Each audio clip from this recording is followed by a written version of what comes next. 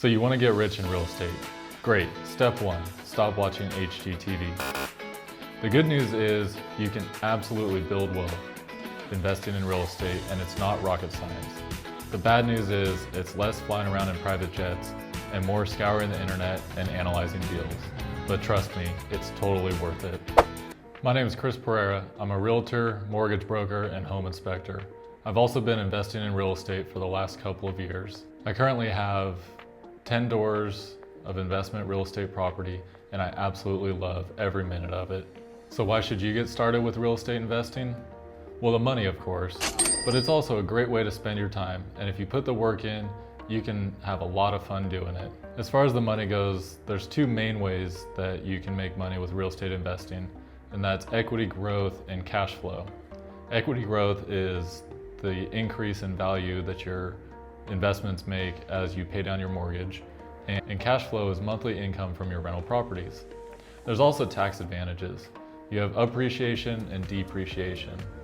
So as your property is growing in value, you can capture that appreciation by taking cash out refis, and that money can be put in your pocket for tax-free most of the time. You also have depreciation, which is a lowering of the book value of your assets. And we'll go into more detail of these in future videos. If you're thinking about getting involved in real estate investing, you're probably wondering where to start and how complicated it is. And really the answer is pretty simple. You want to get your credit score up, which really just involves making your payments on time and not holding too much debt, and also saving up for a down payment. But you don't need a whole pile of money. With a conforming loan like an FHA, VA, conventional, or USDA loan, you could get started with as little as 0 and up to 10% down. And if you're doing a more traditional investment type loan, you'll need 20 to 30% of the purchase price down. And we'll go into some more of these options later on in the video. The next thing to think about is to determine your end goal. Why are you investing in real estate, and what's your desired outcome? Do you want to be a local landlord or an absentee landlord? There's pros and cons to both. As a local landlord, you'll be able to see your investments and have a better understanding of what's going on around town. As an absentee landlord, you'll be able to move into markets where the numbers may be better, but you won't have that face-to-face connection. There are a number of popular real estate investing strategies, but they basically boil down to two ideas. Are you planning to buy and hold the property over a long period of time, or do you want to find properties in need of renovation, fix them up, and sell them quickly? And then there's a few subcategories of each. With the buy and hold, you could buy a turnkey property that's ready to put renters in and doesn't need any work. You could do the BRRRR method, where you buy it, rehab it, rent it, refinance, and do it again. You could also do house hacking, which is where you live in one of the units of a multifamily unit and rent out the other units to help offset the cost of the mortgage.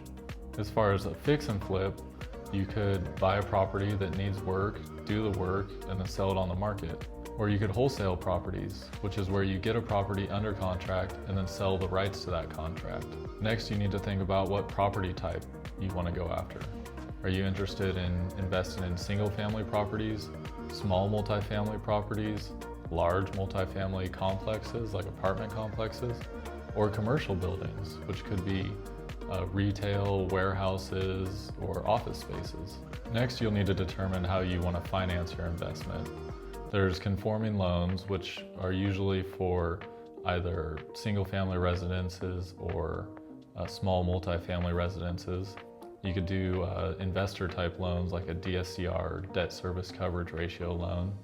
You could do a portfolio loan, which is where you just go to the bank and show them your plan and they decide whether or not they want to lend you the money. Or you could do a syndication, which is where you get a group of investors together and go in on a project.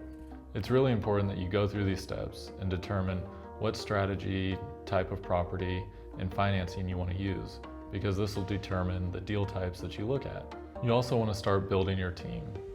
There's really 4 main people that you're going to need in your team, and that's a real estate agent to help you find properties and learn about the market conditions in the area you're looking at, a lender who's going to help you finance the properties, a property manager, which is essential as you scale. You may be able to self-manage a handful of properties, but as you scale up, you're going to need somebody to professionally manage these properties and help you through that process. You're also going to need a really good contractor. These are the 4 main people that you need to get on your team. When it comes to your real estate agent and your lender, it's really important to find somebody who not only works with investors, but also works with investors who are doing your type of strategy and property type, because there are nuances to it and you want somebody that's knowledgeable in what you're trying to do. And that's the basics to get started in real estate investing. Build your credit, start putting your down payment together, and look for your team that you want to surround you and help guide you through the process. While you're doing all that, you also want to think about your strategy and property type so that you can move on to the next step, which is where a lot of people get hung up, but you do need to spend a fair amount of time here, and that's in analyzing deals. It's important to analyze a lot of deals to the point where you can almost just do it in your head quickly. Work on understanding the market.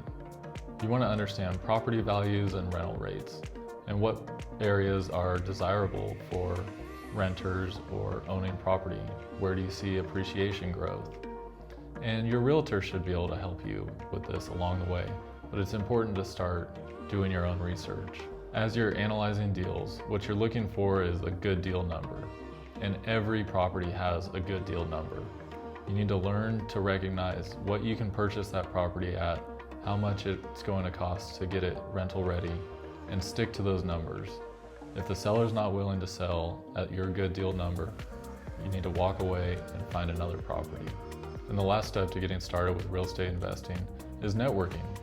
Find local real estate investor meetups. There's a ton of them all across the country. Learn from others who have done it before. And you may even find deals in these groups.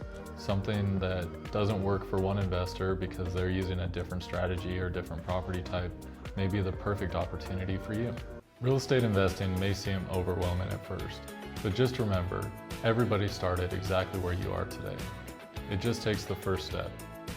Investing is a journey, not a sprint, and you don't have to know everything today. What matters is your willingness to learn, adapt, and take action. Start by analyzing one property today, or reach out to a local real estate investing group. The key is to get in the game. Don't wait for the perfect moment, because it may never come.